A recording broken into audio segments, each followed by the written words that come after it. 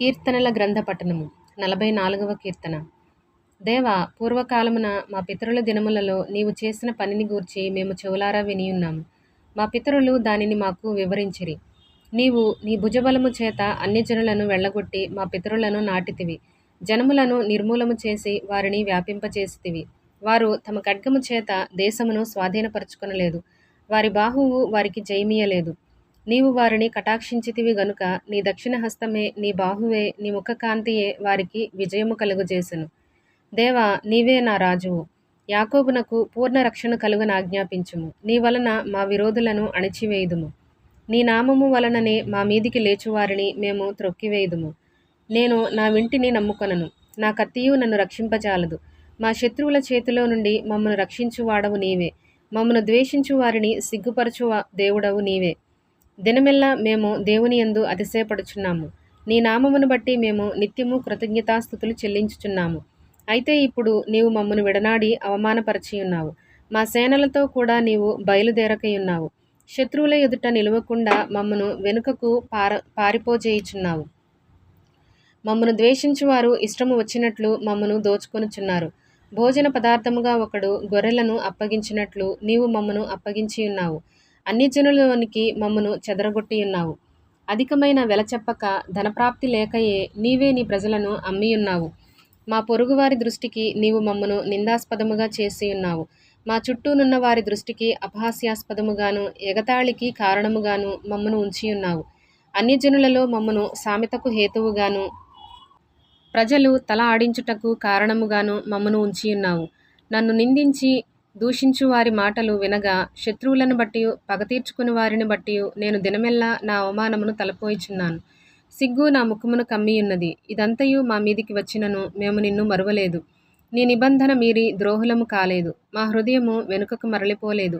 మా అడుగులు నీ మార్గమును విడిచి తొలగిపోలేదు. అయితే నక్కలున్న చోట నీవు మమ్మను బహుగా నలిపియున్నావు. గాఢాంధకారము చేత మమ్మను కప్పియున్నావు. మా దేవుని నామమును మేము మరచియున్న ఎడల, అన్యదేవతల తట్టు మా చేతులు చాపియున్న ఎడల, హృదయ రహస్యములు ఎరిగిన దేవుడు ఆ సంగతిని పరిశోధింపక మానునా?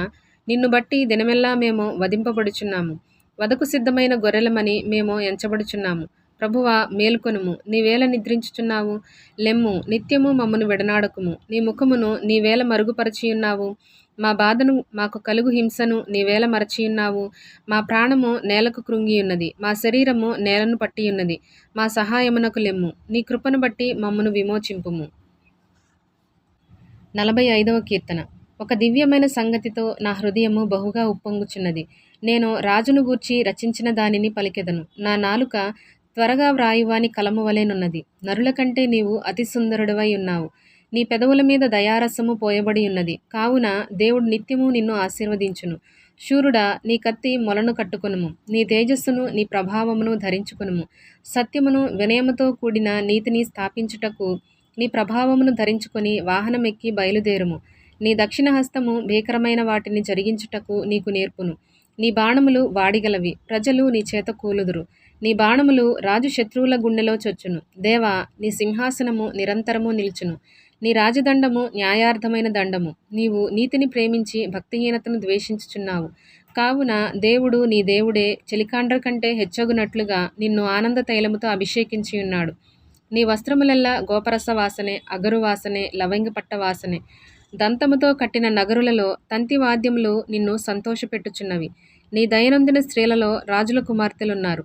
రాణి ఓఫిరు అపరంజితో అలంకరించుకొని నీ కుడిపార్శ్వమున నిలుచుచున్నది. కుమారి, ఆలకించుము, ఆలోచించి చెవియొగ్గుము. నీ స్వజనమును, నీ తండ్రి ఇంటిని మరువుము. ఈ రాజు నీ ప్రభువు. అతడు నీ సౌందర్యమును కోరినవాడు. అతనికి నమస్కరించుము. తూరు కుమార్తె నైవేద్యము తీసుకుని వచ్చును. జనులలో ఐశ్వర్యవంతులు నీ దయను వెదకుదురు. అంతఃపురములో నుండు రాజకుమార్తె కేవలము మహిమగలది. ఆమె వస్త్రము బంగారు బుట్టా పని చేసినది. విచిత్రమైన పనిగల వస్త్రములను ధరించుకొని రాజునొద్దకు ఆమె తీసుకొని రాబడుచున్నది. ఆమెను వెంబడించు ఆమె చెలికత్తెలైన కన్యకలు నీ యొద్దకు తీసుకొని రాబడుచున్నారు. ఉత్సాహ సంతోషములతో వారు వచ్చుచున్నారు. రాజనగరులో ప్రవేశించుచున్నారు. నీ పితరులకు ప్రతిగా నీకు కుమారులుందురు. నీ భూమియందంతటా నీవు వారిని అధికారులనుగా నియమించెదవు. తరములన్నిటను నీ నామము జ్ఞాపకముండునట్లు నేను చేయుదును. కావున జనములు సర్వకాలము నీకు కృతజ్ఞతాస్తుతులు చెల్లించుదురు.